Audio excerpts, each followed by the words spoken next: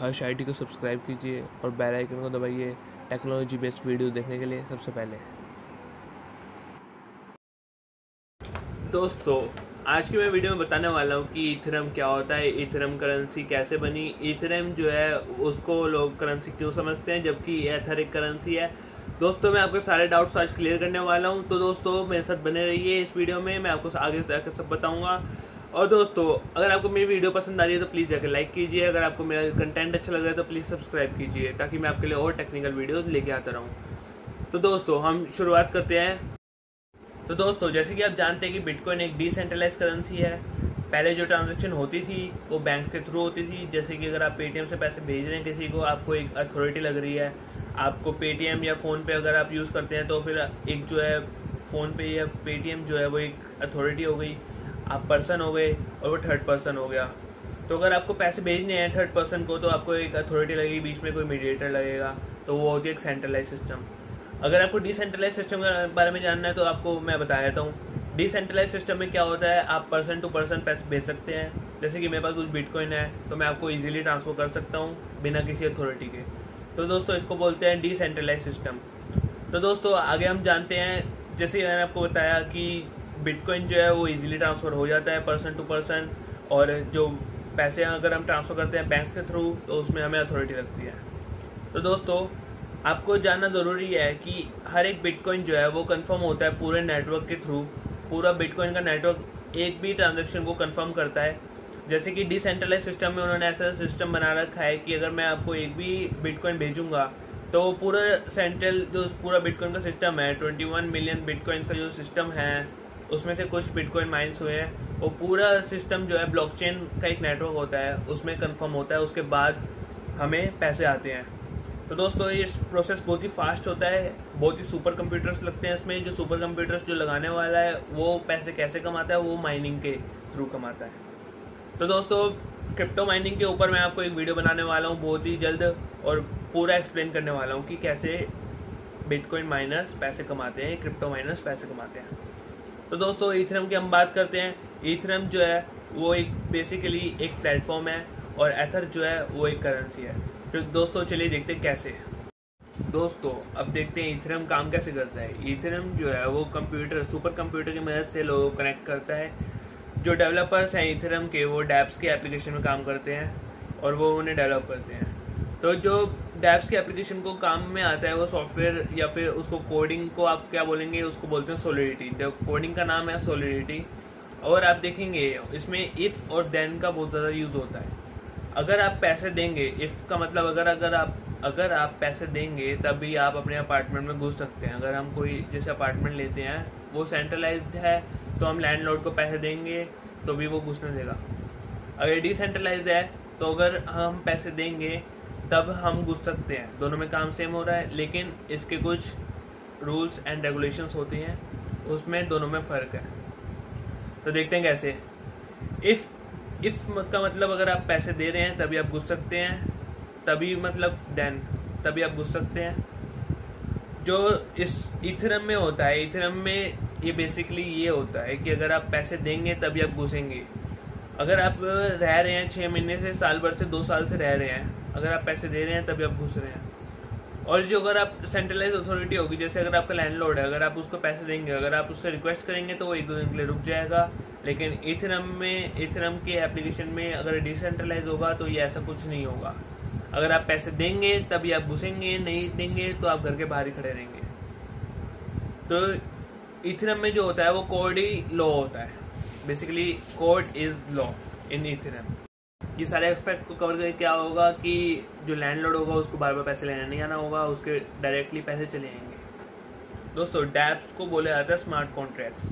अगर आप पैसे दे रहे हैं तभी आप घुस सकते हैं। तो अगर स्मार्ट कॉन्ट्रैक्ट्स को जो ETH के डेवलपर्स हैं वो अगर सारे एस्पेक्ट कवर कर रहे हैं, सारे एस्पेक्ट्स कवर करते ही हैं वो, तो सारे एस्पेक्ट्स में क्या क्या आते हैं, जैसे enforcement, performance, management and payment. दोस्तों, ये सारे एस्पेक्ट को कवर करते हैं, इनको बोलते हैं स्मार्ट कॉन्ट्रैक्ट। स्मार्ट कॉन्ट्रैक्ट्स के कुछ डाउन साइड्स भी होते हैं, जैसे मैं आपको बताता हूँ, सेल्फ एग्जीक्यूटिंग, लेटर स्ट्रिक्ट और इम्यूनेट। दोस्तों, इनका मतलब होता है सेल्फ एग्जीक्यूटिंग मतलब ये खुद ही काम करते हैं। लेटर स्ट्रिक्ट का मतलब कोड ही लॉ होता है, जैसे मैंने आपको बताया एकदम स्ट्रिक्ट होते हैं, ये एक सेकंड का आगे पीछे का कुछ नहीं देखते, मतलब काम है तो है, नहीं है तो नहीं है। और इम्यूनेट का मतलब इनको कोई चेंज नहीं कर सकता, ये इनको रोक भी नहीं सकता कोई। लेकिन दोस्तों कुछ टाइम के बाद ये जो है क्रैश होने लगा था जब DAO हुआ था।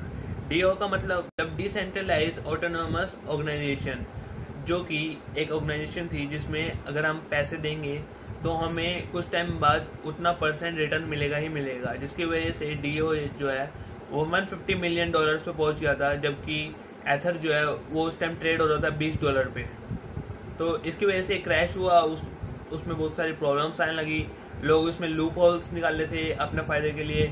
बेसिकली आप उनको हैकर बोलेंगे, लेकिन वो हैकर नहीं थे, वो एक लो के जो लॉयर होते हैं वो थे। वो ऐसा कुछ लूप होल निकाल रहे थे जिससे कि नॉर्मल लोगों को फ़ायदा हो। दोस्तों DAO बहुत ज़्यादा सिक्योरली साउंड करता है, बट ये इतना सिक्योर नहीं होता, क्योंकि कोड इतना ज़्यादा सिक्योर नहीं था, इसलिए DAO जो है वो आउट ऑफ मनी हो गया था। इसकी वजह से DAO को बंद करना पड़ा बाद में आके। ETH कम्युनिटी ने डिसाइड किया जो कोड है वो लॉन्गर लॉ नहीं रहेगा, मतलब कि जो ETH का जो कोड था वो अब लॉ नहीं है। अब जो उसमें कॉम्प्रोमाइज़ भी हो सकते हैं, क्योंकि उन्होंने ऐसे सारे प्रोटोकॉल्स दिए हैं, उसमें सब कुछ देखने के बाद, सारे एक्सपेक्ट्स को पढ़ने के बाद, सब कुछ देख दाख के उन्होंने ये सब स्टेप उठाए हैं। तो दोस्तों कॉन्ट्रैक्टर्स और इन्वेस्टर ने थोड़ी बहुत स्टूपिडिटी की, मतलब थोड़ा बहुत काम ख़राब किया, जिसकी वजह से ETH को ये DAO बंद करना पड़ा।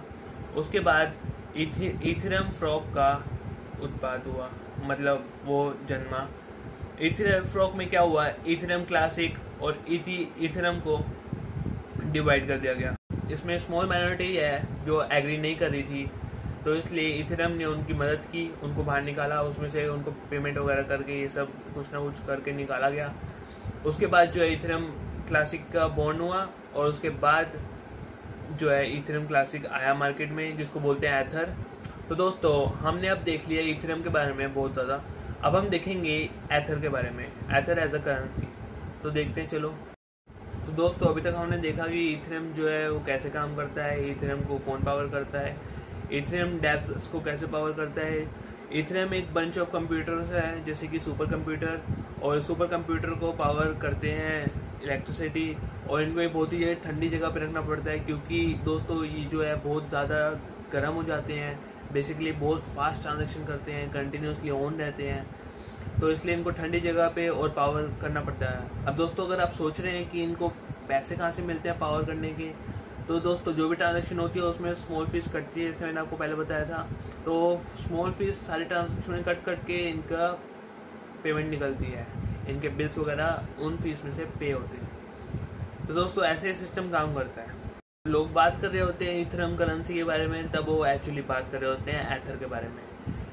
दोस्तों ये वाली जो है करेंसी है, ये लोगों को इंसेंटिव देती है उनके कंप्यूटर पे प्रोटोकॉल रन करने के लिए, जैसे कि बिटकॉइन माइनर्स को पैसे मिलते हैं बिटकॉइन माइनिंग करने के। दोस्तों पहली जब इथेरियम की सेल हुई थी तब वो हुई थी 2014 में, और इसकी सेल हुई थी लगभग 30 रुपये के बराबर एक इथेरियम की कॉस्ट थी, और आज अगर आप देखोगे तो 16,000 रुपये का एक इथेरियम आता है।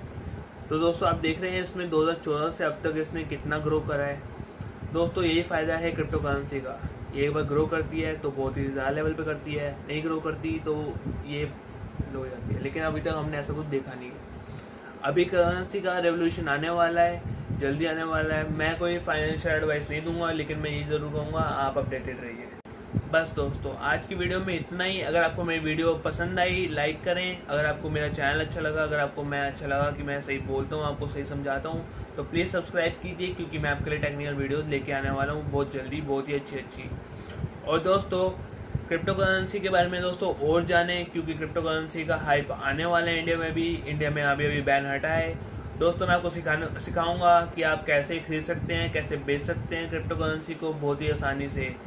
और दोस्तों आपको कैसे वॉलेट बनाना है ये आप घर बैठे कर सकते हैं। क्रिप्टो करेंसी के बारे में और जानिए, मैं आपको और वीडियोस देता रहूँगा। दोस्तों आज के लिए बस इतना ही। धन्यवाद, शुक्रिया, नमस्कार और अस्सलाम वालेकुम।